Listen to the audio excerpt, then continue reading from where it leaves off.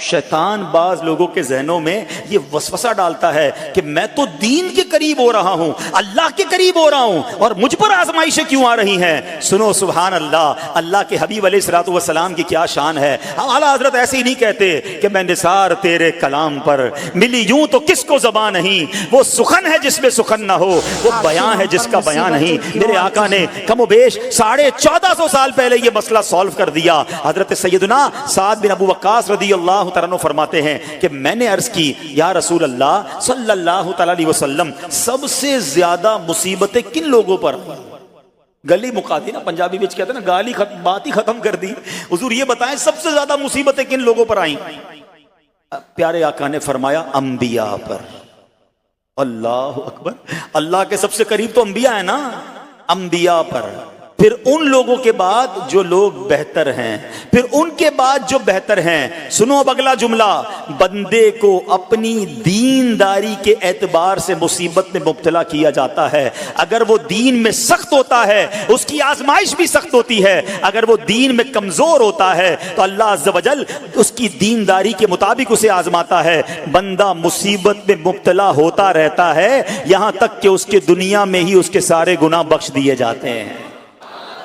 گویا اللہ کی یہ رحمت ہے کہ بندہ بڑا نیک ہو رہا ہے، رب چاہتا ہے کہ اس بندے پر آزمائش بھیجوں، میرا نیک بندہ صبر کرے، اس کے گناہ معاف ہو جائیں اور میرے پاس آئے تو اس کو جنت میں داخل کر دوں۔ اللہ اکبر۔ اے پیارے اسلامی بھائیو، یاد رکھنا، اب جو میں نے ایک سوال قائم کیا تھا نا کہ یار میں تو دین کے قریب، میں تو اللہ کے قریب ہونے کی کوشش کر رہا ہوں اور ایک کے بعد ایک آزمائش آ رہی ہے، یہ کیا ہے؟ اب ایک اور حدیث سن لو، سبحان اللہ۔ حضرت سیدنا انس رضی اللہ تعالیٰ عنہ سے روایت ہے، سرکار والا تبار، ہم بے قصوں کے مددگار، شفیع روز شمار، دو عالم کے مالک و مختار صلی اللہ تعالی علیہ وآلہ وسلم نے فرمایا، جب اللہ عز و جل کسی بندے سے محبت فرماتا ہے، سننا ذرا غور سے، اللہ عز و جل جب اپنے کسی بندے سے محبت فرماتا ہے یا اسے اپنا دوست بنانے کا ارادہ فرماتا ہے تو اس پر آزمائشوں کی بارش فرما دیتا ہے۔ اللہ کریم اس پر محبت بھی فرما رہا ہے اور آزمائشیں بھی بھیج رہا ہے۔ دوست پر آزمائشیں کون بھیجتا ہے؟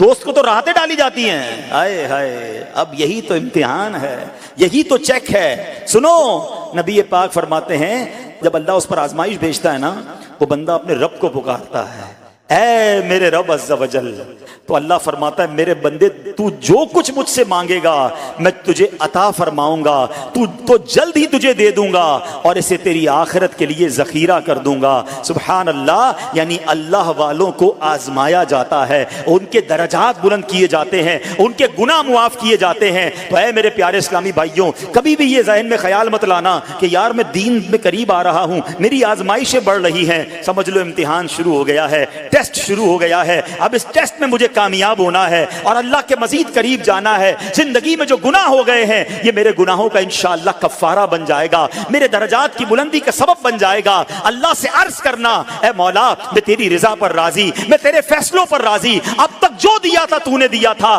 یہ سب کچھ تیرا ہے، اے رب جب تو واپس لے گا میں اس پر راضی۔ جب یہ ثابت قدمی نصیب ہو گئی پھر دیکھو غیب کے خزانوں سے کیسا آپ کے دل پر سکینہ اترے گا، پھر کیسا آپ پر رحمتوں کا نزول ہوگا۔ تو اے میرے پیارے اسلامی بھائیوں، مصیبتیں آ چکی اور آنے بھی والی ہیں، پہلے ذہنی طور پر تیار رہنا، مگر صبر کرنا۔ یہ چند دنوں کی، چند گھنٹوں کی، چند لمحوں کی مصیبت ہے، مگر یہ تمہارے درجات کو بلند کر دے گی۔ رب کریم صبر کرنے والوں کو پسند فرماتا ہے۔